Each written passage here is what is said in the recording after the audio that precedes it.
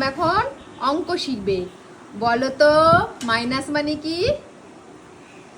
বলো বলো মাম্মা, মাইনাস মানে কি? বিয়োগ। আর প্লাস মানে? আর ইনটু মানে? ঠিক করে বলো, ঠিক করে বলো।